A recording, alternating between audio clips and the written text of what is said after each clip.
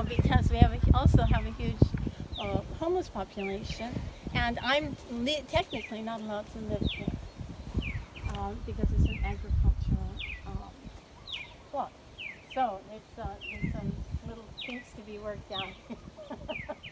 But so these trees were here, and this is over 5 acres, all the way to those far trees, which border on the UH horticulture experimental station, and over to the ridge, which actually goes down into a stream bed where we could also grow. There's a commercial Filipino farm over here.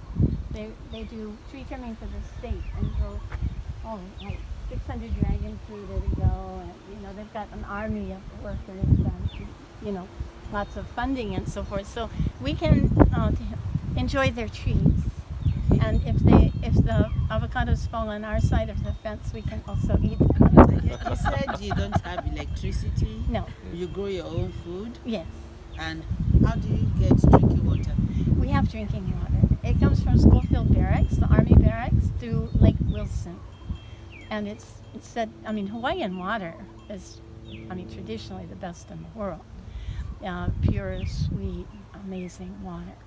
So, but of course these days with, you may have heard of, you're journalists, so I think I can just be frank that you've heard of the Navy pollution, where they contaminated the aqua filter over here, and something like 6,000 acres was completely, now it's not usable until they figure it out. And that's in addition to the Red Hill scandal. So there are a lot of issues, local issues, that, there's paradise, and then there's reality, as everyone. So how many of you are here? Well, I'm here, and the French monk is here, and then we have volunteers coming periodically. So we had a volunteer day last Sunday, and 20 people came. Lots of friends come for the day, or some people come for retreats for a few days or a week. And this graduate student, Alan, is here for a week from UH. And so, people help out as best they can. We have experts who come in and offer advice.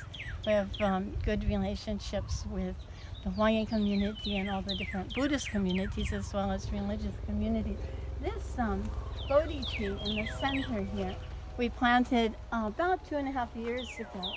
And we had 60 people come for that, just before COVID. And we had prayers in 8 religions. That's a people tree? People?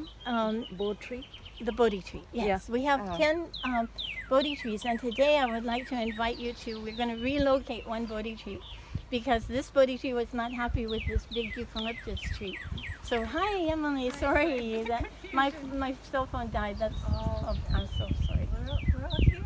Oh, I'm so glad. I'm glad you're here. I saw your car and I thought you had gone out to look for us. Oh, I'm so sorry. Yeah, Venerable Fred had to go take care of something. So anyway, so I was saying that the little keiki, baby Bodhi tree was not happy under that eucalyptus tree. It was too domineering, I guess. So we're going to relocate it, and invite you to be part of that. So we can do lots of things if you like. We've got some sweet lilikoi, passion fruit, which is very special. So we have some seeds. Maybe you'd like to plant a seed, just symbolic, yeah? So that's great. You can see that we've got lots of different things growing here. Vegetables, we're sufficient vegetables. We've got a bunch of different things. Whatever we plant in it, it grows. We've had to amend the soil. Now, so from 2003, we got this land. My mom passed away. She left me something. We got this land. I donated to Sakurita, Hawaii, and we started to develop it. But I was teaching full-time in San Diego and going back and forth to India all the time. So I would stop in for a few weeks at a time, but I couldn't really, in the interim, the trees need water in between too. So, yeah, so just since lockdown, actually it's been a kind of blessing in a way, because now I can be here full time and I just retired. So we got this land and then started planting trees, but and some survived, but now it's mostly in the last 3-4 years that we've really started to develop that. So these are silver oak trees, and they're very hardy, and they give nice shade, so they can stay. And then we've been putting in, someone gave me 100 Thai elephant papaya seeds. So I planted them, and now we have almost 100 Thai elephant papaya trees. And we eat that papaya. So I was hoping, one is almost ripe. We can try it later. And then someone gave me 75 plumeria sort of stumps. And I planted all of those, and then the plumerias start to come up. I'll show you in a moment. And this was our first building. It was a Costco shed, $2,000. We're a low-budget operation. We're completely non-profit. Buddhist women get next to no support. Full stop. So when they donated this Costco shed, $2,000 plus 600 postage to Hawaii. Now, unfortunately, a lot of companies don't ship to Hawaii. So this is, yeah. Anyway, so we got started there, and that's become a sort of meditation kuti for the French monk. He's been staying here for a few months now, and I hope he will continue to stay here. So, and then we've got compost toilets, because we're without a building permit, we're not allowed to have proper sewage. So this is by the direction of the health department. Go figure. Anyway, and the shower, and now we have, I've spent a year looking for a solar shower, but they only make them for big, homes and industrial buildings. So finally I gave in and got a propane shower. Because cold showers, in the winter, Yeah, that was we're a little hard. right, not so comfortable. But we're about almost 1,000 feet here, so it's cool. The last few weeks have been rain, nonstop rain. So the cleanup operation continues, but that's also very good because the plants are just flourishing. Then they pop up. Like I didn't plant this papaya tree; it just popped up, and just likes to be here, right? And the birds help a lot. We've got birds, and here I can show you the crown flower. Okay, then someone donated a playhouse. In Manoa Valley, their kids grew up, and they said, would you like a playhouse? So I got my Ukrainian friends to bring the playhouse, and then it expanded to a tool shed and a kitchen. So we've got a nice little kitchen going on here, and then we've got so many different interesting plants. I just started with the usual suspects: mango, papaya, guava, avocado, and get really good stock, grafted trees that are really sturdy and healthy. And then from then on, most of it has been donated. People who have gardens, then they just donate whatever they have. And so we've got lots of variety. So, for example, now this is a kind of an experiment. It's Cuban oregano. And it tastes like, it smells just divine. Yeah, and it grows like a weed. Oh, wow. Whoa. This is for the cough? Yes, for the it's cough, good for a right? cough. It's good for, Yeah. you can cook Yeah, with we have it. we You have can it. pass it nice around. flavor. And it just grows like a weed. Eventually we just have to cut it back because there's just so much of it. Or give it away to people because, because it's a very nice plant. But Just chew it for cough? you can, normally they would dry it and use it as an herb, an herb or a tea. But you could also just throw it into your lunch, Yeah, all right? flavorful. So some of you will recognize neem, the neem Yes. tree, which in India is a toothbrush. Yeah.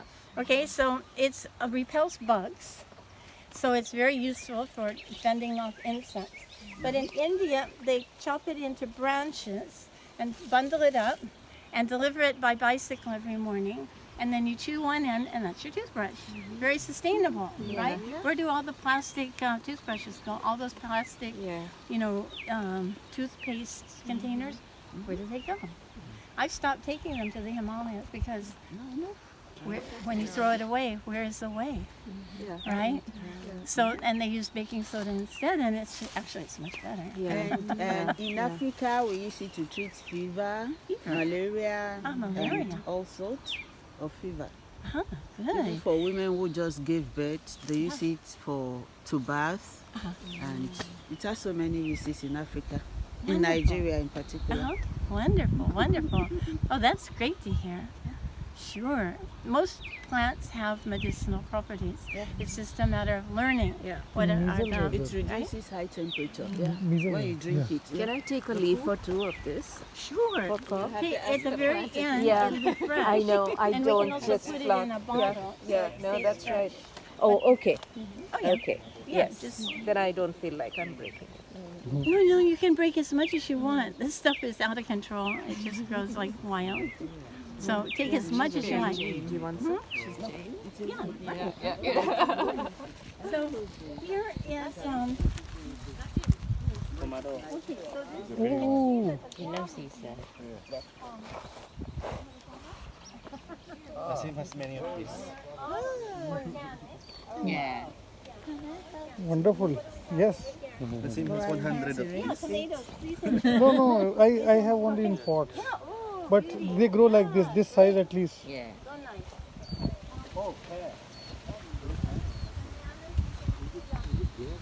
Sometimes you get a hand this big of bananas. So we're planting all different kinds. Yes. Oh yes. Just take, we have 3 trees fruiting right now. 1, 2, 3. So just please eat them before the birds do. What food is this? This is guava. Oh. Guava. Wonderful. I think I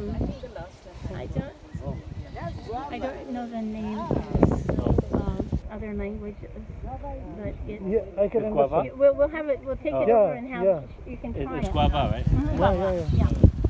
This is a crown flower. Crown flower is Queen Liliuokalani's favorite flower, and it's you can make leis out of it. It has beautiful flowers, little purple flowers, and it dies back and then it grows again because the monarch butterflies love it.